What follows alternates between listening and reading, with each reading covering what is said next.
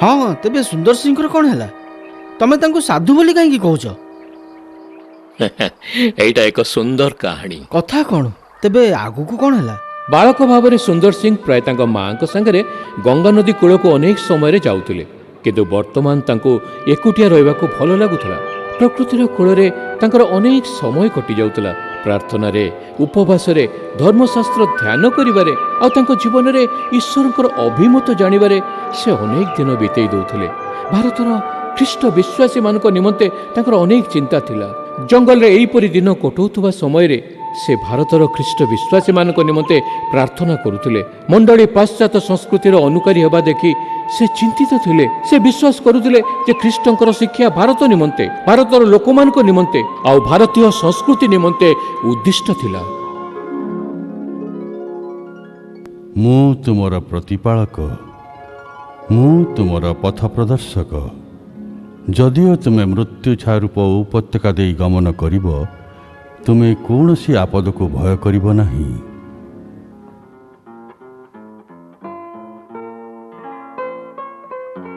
यीशुख्रीष्टंकर मंडली निमंते सबुठारु अर्थपूर्ण सेवा कार्य से तत्क्षणात निजको नियोजित कले।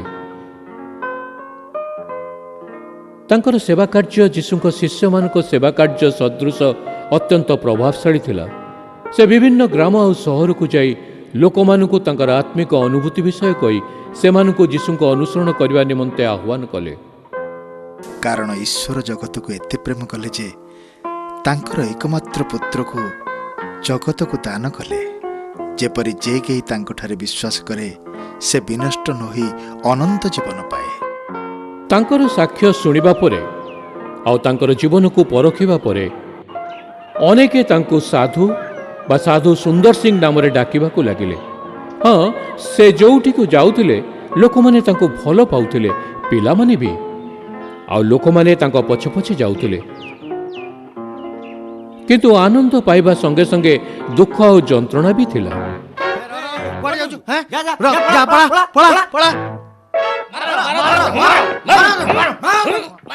भारतर सहर तथा ग्राम गुड़िक पई तांकर बोझ थिला, किंतु एक अद्भुत अस्थिरता तांको हृदय को आंदोलित करुतला।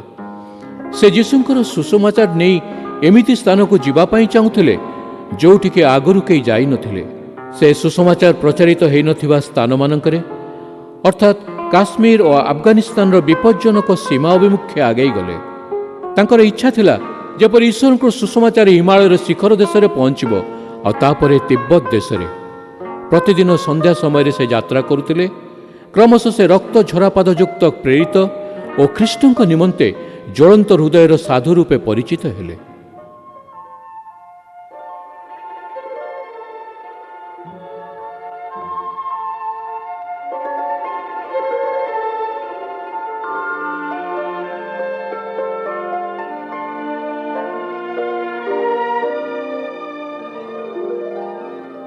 हे ईश्वर, तुमे मोर गोटे इच्छा पूरण कर, जेपरि मो जीवन सारा तुम पथरे चली पारिबी।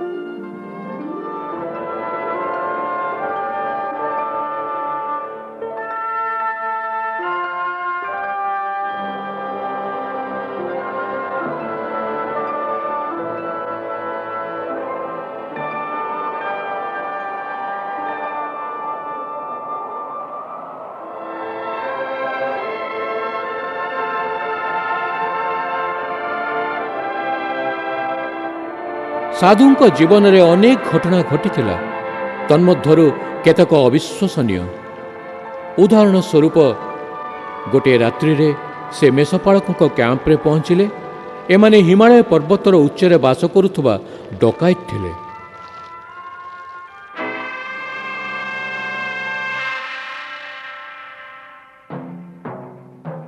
ईश्वर तुमर मंगल करंतु मोर भाई। एहीपरि बारंबार तांकर जीवन रक्षा पाउतला। जो माने तांको घृणा करुथिले ओ तांको हत्या करने को योजना करुथिले से माने तांको साक्ष्य द्वारा प्रभावित होउथिले। पर्वत को प्रत्येक थर यात्रा करिबा परे से सबुबेले भारतर समतल अंचल को फेरी आसुथिले। से कहउथिले आमे ख्रीष्ट धर्म को पाश्चात्य ढंगरे उपस्थापना करुचु, तेणु भारतर यह आदृत होउनी। निज संस्कृति अनुଯାयी उपस्थापना कले लोके आनंदरे ता स्वीकार करिवे। ମୁଁ ଜଗତର ଜ୍ୟୋତି, ଯେ ମୋହର ଅନୁଗମନ କରେ ସେ କେବେ ହେଲେ ଅନ୍ଧକାରରେ ଭ୍ରମଣ କରିବ ନାହିଁ, ବରଂ ଜୀବନର ଜ୍ୟୋତି ପାଇବ। କିଛି ଲୋକ ତାଙ୍କ କଥା ଖୁସିରେ ଶୁଣିଲେ, ଆଉ କେତେକ ଲୋକ ତାଙ୍କର ପ୍ରବଳ ପ୍ରତିରୋଧ କଲେ।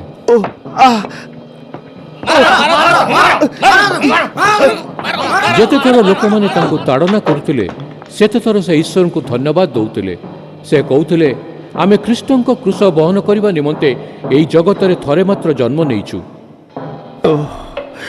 ପ୍ରଭୁ, ତୁମର ମନୋନୀତ ମାନଙ୍କ ମଧ୍ୟରେ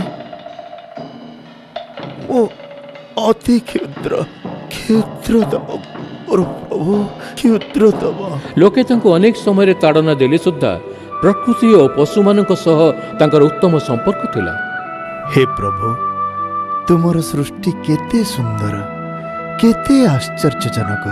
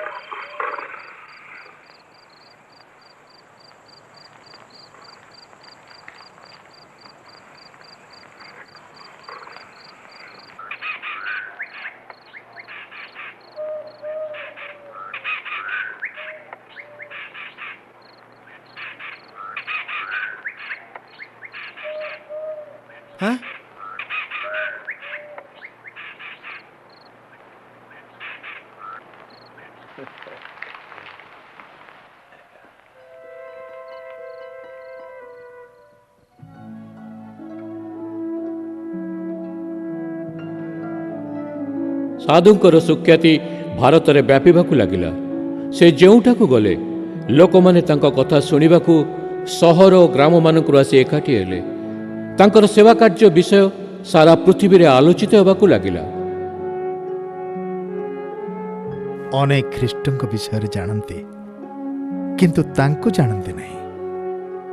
ଯେପରି ଜନ୍ମରୁ ଅନ୍ଧ ବ୍ୟକ୍ତି ଜଣକ ରଙ୍ଗ ଚିହ୍ନିପାରେ ନାହିଁ, ସେହିପରି ଖ୍ରୀଷ୍ଟଙ୍କ ବିନା ଜଣେ ବ୍ୟକ୍ତି ଆତ୍ମିକ ଅନୁଭୂତି ପାଇପାରେ ନାହିଁ। ଖ୍ରୀଷ୍ଟ ପ୍ରଥମେ ଆମର ଚକ୍ଷୁ ଉତ୍ପନ୍ନ କଲେ, ଯେମିତି ଆମେ ଦେଖିବା ପାଇଁ ସକ୍ଷମ ହେବା। ଛୋଟ ଛୋଟ ପାପ ବିଷୟରେ ସାବଧାନ ହୁଅ, କାରଣ ତାହା ଅତିମାତ୍ରାରେ ବିପଜ୍ଜନକ ଆମ ଏ ମଣିଷମାନଙ୍କ ପାଇଁ। ଯେପରି ଜୀବାଣୁଠାରୁ ରୋଗଜାତ ହୁଏ, ପାପୀ ମଣିଷକୁ ଶେଷ କରିଦେବା ପାଇଁ। ମୁଁ ବହୁତ ଖୁସି ସେ ଯୁବା ସମୟରେ ମୋତେ ଆହ୍ୱାନ କଲେ, ଯେପରି ତାଙ୍କ ସେବାରେ ମୋର ଜୀବନର ଶ୍ରେଷ୍ଠ ବର୍ଷ ସମୂହ ବିନିଯୋଗ କରିପାରିବି।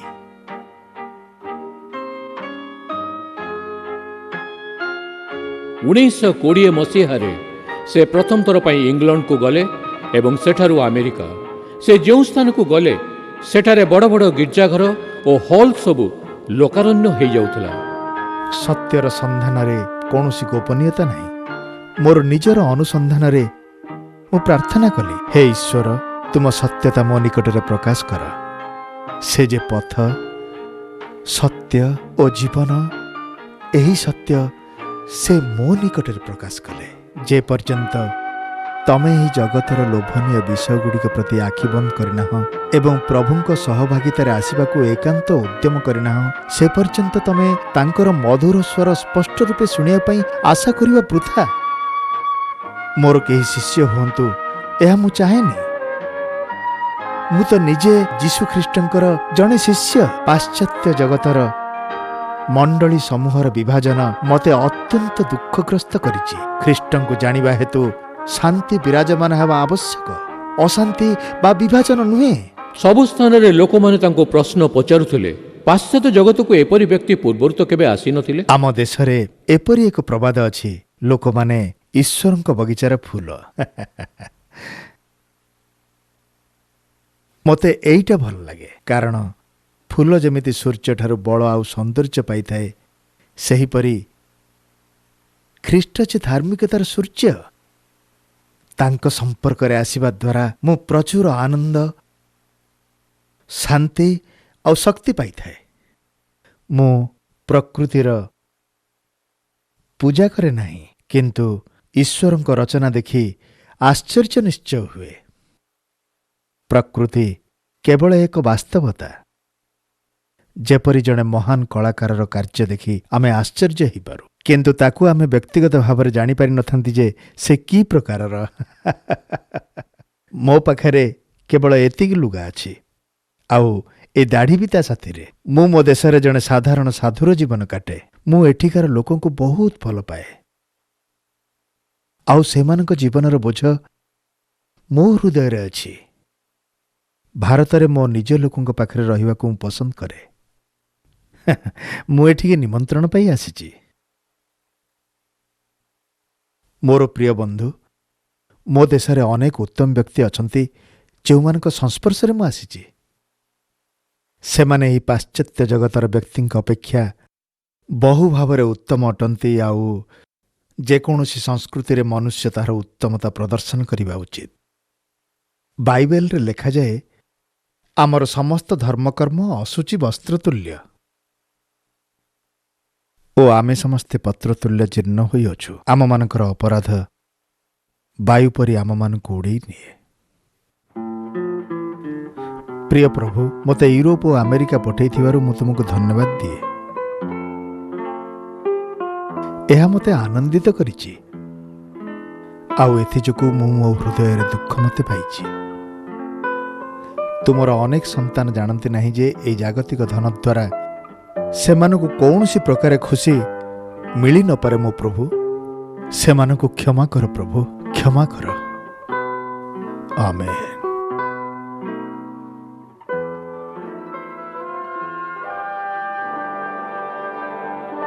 ଯଦିଓ ଏହି ଯାତ୍ରାଗୁଡ଼ିକ ଦ୍ୱାରା ସେ ଯଥେଷ୍ଟ ସୁଖ୍ୟାତିପ୍ରାପ୍ତ ହୋଇଥିଲେ, ସାଧୁଙ୍କ ହୃଦୟର ନିଭୃତ କୋଣରେ ସୁଉଚ୍ଚ ହିମାଳୟର ସେପାରିରେ ରହୁଥିବା ତିବ୍ବତର ଲୋକଙ୍କ ନିମନ୍ତେ ବୋଝ ଥିଲା। ମୋତେ ଏପର୍ଯ୍ୟନ୍ତ ନେଇ ଆସିଥିବାରୁ ଧନ୍ୟବାଦ ପ୍ରଭୁ, ବହୁତ ଧନ୍ୟବାଦ। କିନ୍ତୁ ସେଇଠି ମୋର ଅବଶିଷ୍ଟ କାର୍ଯ୍ୟ ରହିଛି। ମୋତେ ସେଇଠିକି ନେଇଯାଅ ପ୍ରଭୁ, ସେଇଠିକି ନେଇଯାଅ। ସାଧୁ ସେହି ବରଫାବୃତ ପର୍ବତ ନିକଟକୁ ବାରମ୍ବାର ଗଲେ ଓ ବରଫ ମଧ୍ୟ ଦେଇ ସେ ସେହି ରହସ୍ୟମୟ ଦେଶ ତିବ୍ବତରେ ପହଞ୍ଚିଲେ। ଏହି ଯାତ୍ରା ସମୟରେ ତାଙ୍କ ଜୀବନରେ କେତେକ ଅଦ୍ଭୁତ ଘଟଣା ଘଟିଲା। ଏଠାରେ ମଧ୍ୟ ସେ ଘୋର ବିରୋଧର ସମ୍ମୁଖୀନ ହେଲେ। ତିବ୍ବତର ସୀମାଠାରୁ ଗୋଟିଏ ଦିନର ଯାତ୍ରାପଥ ଦୂର ଏକ ସହରରେ ସେମାନେ ତାଙ୍କୁ ଏକ କାରାଗାରରେ ନିକ୍ଷେପ କଲେ।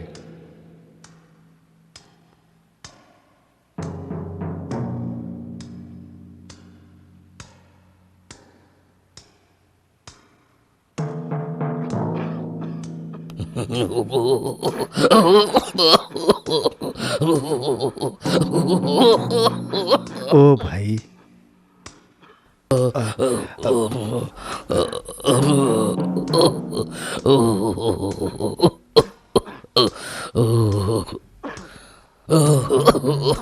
ଆପଣଙ୍କୁ ଥଣ୍ଡା ଲାଗୁଛି ନା? ଏଇଟା ଘୋଡ଼େଇ ହୁଅନ୍ତୁ, ଆପଣଙ୍କୁ ଉଷୁମ ଲାଗିବ।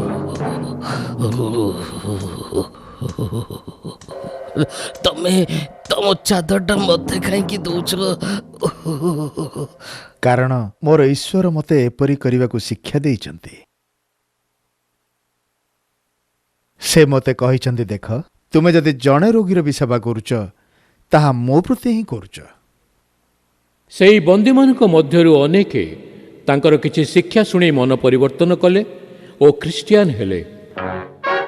ଏଣୁ ଜେଲର କର୍ମକର୍ତ୍ତା ତାଙ୍କୁ ସେଠାରୁ ଅନ୍ୟ ସ୍ଥାନକୁ ପଠାଇଦେଲେ। ତାଙ୍କୁ ବଜାରକୁ ନିଆଯାଇ ଲୋକଙ୍କ ସମ୍ମୁଖରେ ପ୍ରହାର କରାଗଲା, କିନ୍ତୁ ସେ ଏହି ଯନ୍ତ୍ରଣାକୁ ଏପରି ଶାନ୍ତ ଭାବରେ ସହ୍ୟ କରୁଥିଲେ ଯେ ଲୋକମାନେ ତାଙ୍କୁ ଈଶ୍ୱରଙ୍କ ଅବତାର ବୋଲି ମାନିବାକୁ ଲାଗିଲେ। ତିବ୍ବତରେ ପହଞ୍ଚିବା ପରେ ସାଧୁ ଅନେକ ଲୋକଙ୍କ ସହିତ ବନ୍ଧୁତା କଲେ। ଈଶ୍ୱର ପ୍ରେମ ଅଟନ୍ତି। ସେ ଛୋଟ ପିଲାଙ୍କୁ ପ୍ରେମ କରନ୍ତି। ତେଣୁ ଖ୍ରୀଷ୍ଟୀୟ ଜୀବନ ଏକ ଆନନ୍ଦ, ଖୁସି ଓ ଆଶାରେ ଭରା ଜୀବନ ଅଟେ। ଆଉ ଯୀଶୁ ଏଇ ଆକାଶର ଚଢ଼େଇମାନଙ୍କୁ ଦେଖେଇ କହିଲେ, ସେମାନେ କ'ଣ ଆସନ୍ତାକାଲି ପାଇଁ ବ୍ୟସ୍ତ ହୁଅନ୍ତି? କିଏ ସେମାନଙ୍କର ତତ୍ତ୍ୱ ନିଏ? ତୁମର ସ୍ୱର୍ଗୀୟ ପିତା। ସାଧୁ ସୁନ୍ଦର ସିଂ ଜୀବନକୁ ଭଲ ପାଉଥିଲେ, ସେ ଲୋକମାନଙ୍କୁ ମଧ୍ୟ ଭଲ ପାଉଥିଲେ, ପୁଣି ପିଲାମାନଙ୍କୁ ବି ଭଲ ପାଉଥିଲେ। ସେ ତିବ୍ବତର ପିଲାମାନଙ୍କୁ ବାଇବଲ ଶିକ୍ଷା ଦେଉଥିଲେ। ଜଣେ ବିଖ୍ୟାତ ଲାମା ଯିଏକି ସାଧୁଙ୍କର ଶିକ୍ଷା ଦ୍ୱାରା ପ୍ରଭାବିତ ହୋଇଥିଲେ, ସେ ତାଙ୍କ ଅଞ୍ଚଳର ଲୋକମାନଙ୍କୁ ସାଧୁଙ୍କ ଉପଦେଶ ଶୁଣିବା ନିମନ୍ତେ ଆଦେଶ ଦେଇଥିଲେ। କିନ୍ତୁ ଏଥିସହିତ ପ୍ରତିରୋଧ ମଧ୍ୟ ବଢ଼ି ଚାଲିଲା। ସାଧୁ ପ୍ରାୟ 15 ଥର ତିବ୍ବତକୁ ଯାଇଥିଲେ। ଏହି ସମୟରେ ତାଙ୍କ ଶିକ୍ଷାର ଘୋର ବିରୋଧ ହେବାକୁ ଲାଗିଲା। ଏହି ଦେଶରେ ନୂତନ ଧର୍ମ ପ୍ରଚାର କରିବା ବ୍ୟକ୍ତିକୁ ମୃତ୍ୟୁଦଣ୍ଡ ଦିଆଯାଉଥିଲା। କିନ୍ତୁ ବାରମ୍ବାର ତାଙ୍କର ବନ୍ଧୁମାନେ ତାଙ୍କୁ ସାହାଯ୍ୟ କରି ନିରାପଦ ସ୍ଥାନକୁ ନେଇଯାଉଥିଲେ।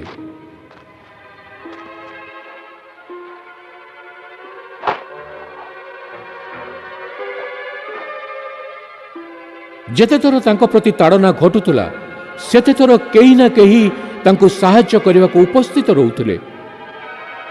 କିନ୍ତୁ ଶେଷଥର ତାଙ୍କ ପ୍ରତି ଏକ ଭୟଙ୍କର ଘଟଣା ଘଟିଲା। ତାକୁ ପକେଇ ଦିଅ ସେଇ ଅନ୍ଧ କୂପରେ।